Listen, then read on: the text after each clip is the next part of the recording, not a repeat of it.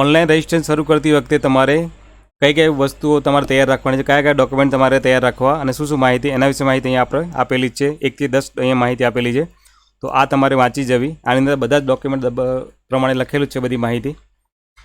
ત્યારબાદ તમારે ઓનલાઈન આપણે કઈ રીતે ફોર્મ ભરવું. પહેલાં બી આપણે જોઈએ કે કોરોના રોગચાળાને કારણે બેંકમાંથી પિન નંબર તમને મળશે નહીં, માટે તમારે ઓનલાઈન પિન નંબર લેવાનો છે.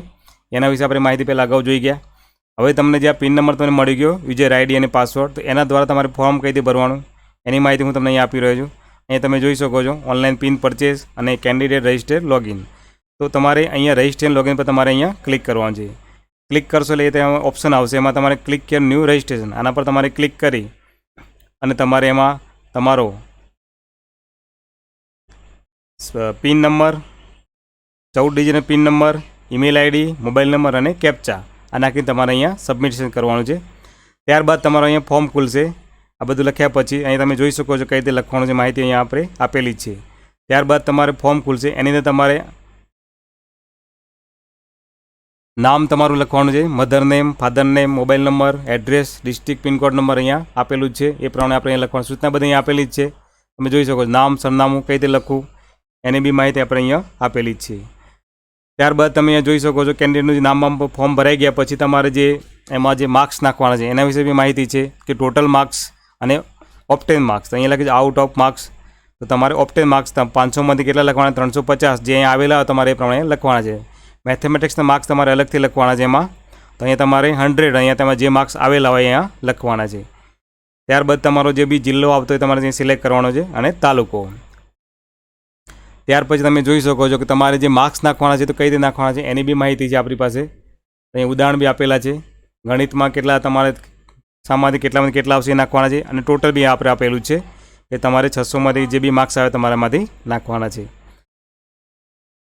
અહીંયા ઉદાહરણ બી તમે જોઈ શકો છો, અલગ અલગ અહીંયા આપેલા જ છે બધાના. 500માંથી જે આવેલા લખેલા છે, 100માંથી જે આવે એમ બી લખેલા છે ગણિતના બી.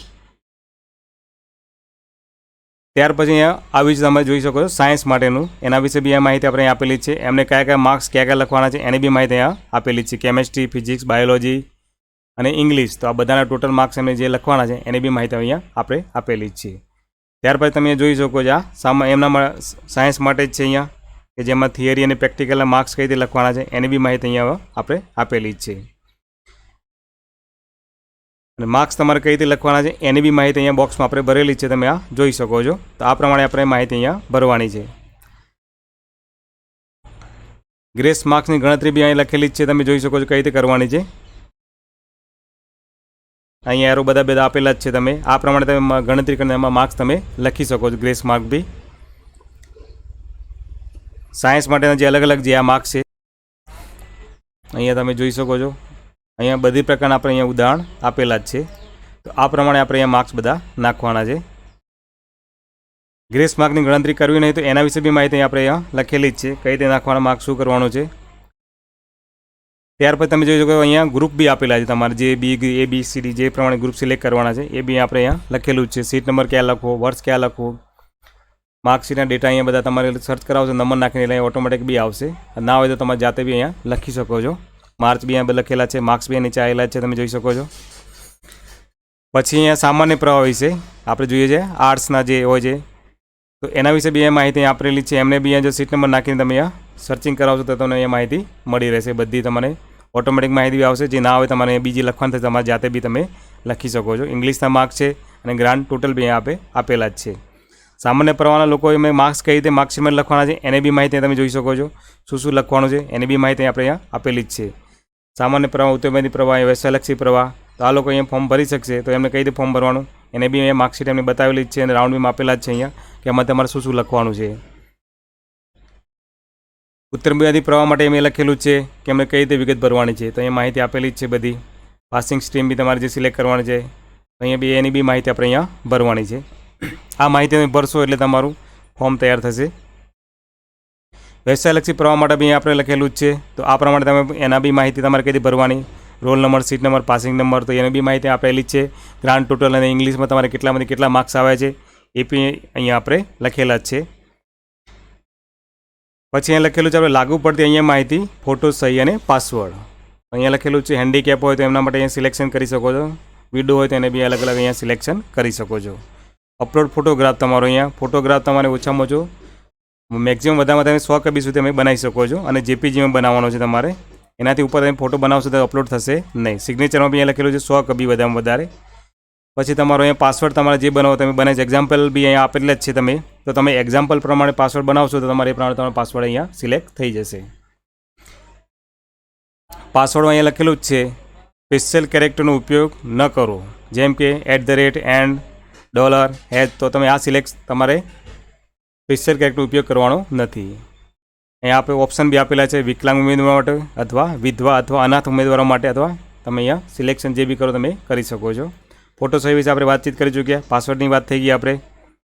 આટલું કર્યા પછી તમે અહીંયા સબમિટ બટન દબાવશો એટલે તમારું ફોર્મ અહીંયા સબમિટ થશે. સબમિટ બટન દબાવતા પહેલાં તમારે આઈ એગ્રી અહીંયા પર તમારે ક્લિક કરવું પડશે. ત્યારબાદ તમે સબમિટ બટન દબાવી દો શકશો.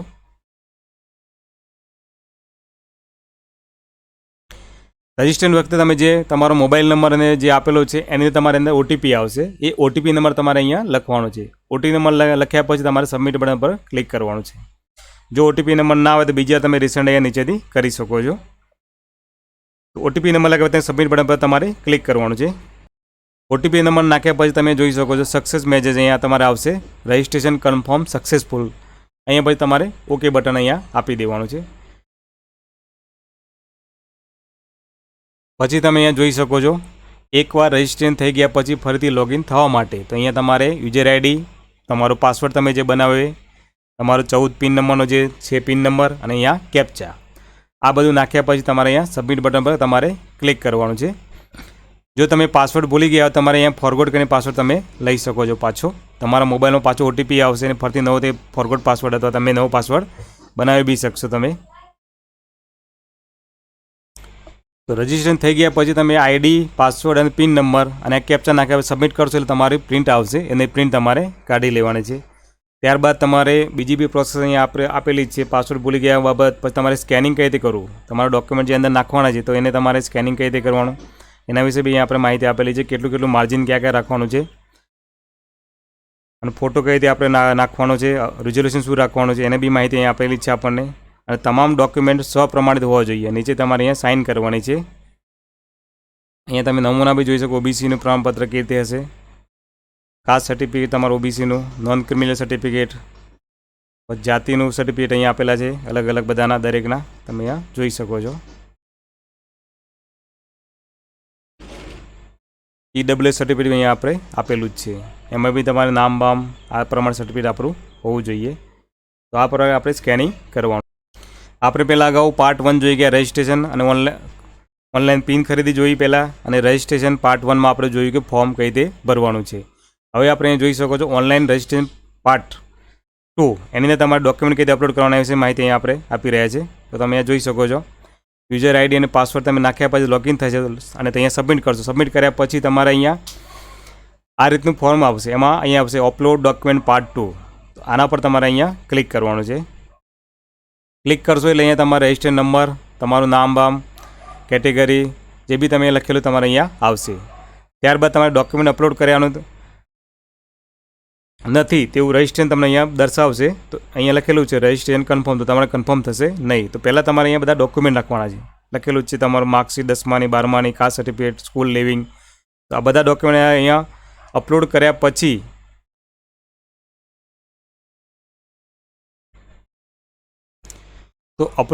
પછી તમારે આ જે ડોક્યુમેન્ટ તમે જોઈ શકો છો અને આમાં તમારે કઈ રીતે અપલોડ કરવાના એના વિશે બી માહિતી આપણે આપેલી જ છે. ચૂઝ ફાઇલ અહીંયા લખેલું છે, તમે ક્લિક કરશો એટલે તમારા આ રીતે બોક્સ ખુલશે તમારા કોમ્પ્યુટરમાં. એમાં તમારે ડોક્યુમેન્ટ લઈને અહીંયા ઓપન પર ક્લિક કરવાનું છે.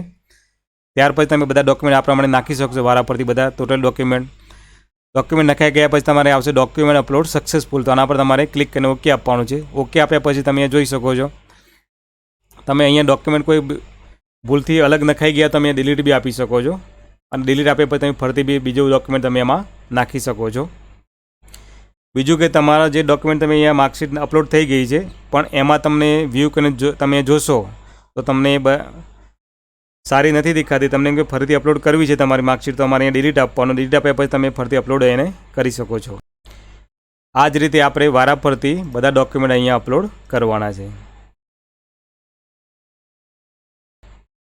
બધા ડોક્યુમેન્ટ અપલોડ થઈ ગયા પછી તમને આ રીતે જોવા મળશે. અહીંયા બાજુમાં તમે વ્યૂ કરીને બી તમે જોઈ શકો છો.